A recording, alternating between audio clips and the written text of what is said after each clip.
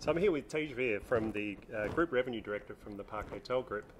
Tejveer, today we've talked a lot about rooms management, but one of your specialties is in food and beverage management. Yes.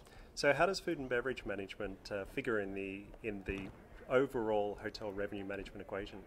I think with the distribution landscape changing so fast, there's no longer any rate parity. So the hotels are competing on a very low base price. Where hotels now want to make money is on the top-up pricing, very much like airlines. So you book a base price and then you go for the insurance, you go for the food, you go for the upsell, you go for the business class. Sure. So very similar to hotels as well. We see a lot of value. In fact, the total impact is over $100 billion globally of the ancillary revenues industry. It's a huge impact.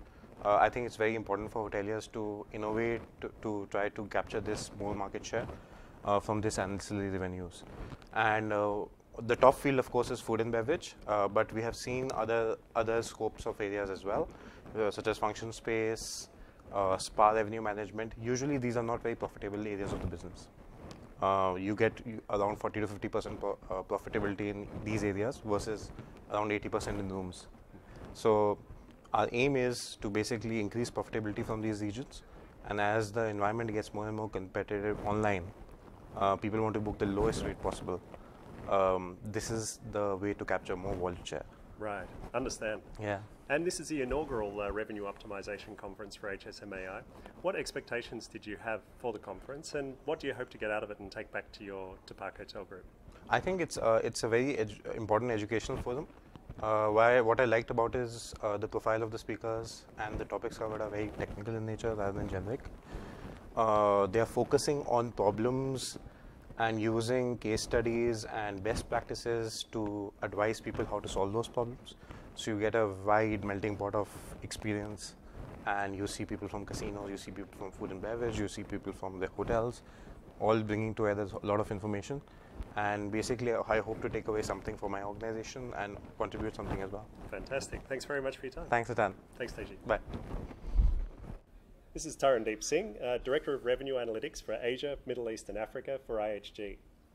Tarandeep, this morning we've heard a lot about talent acquisition and talent management and the employment of revenue management professionals into the industry.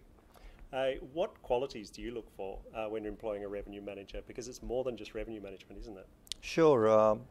Over a period of time, I guess, we've evolved from that stage where we would look at numbers of years of experience that you've actually put into revenue management. Are you coming from a reservations background and things like that?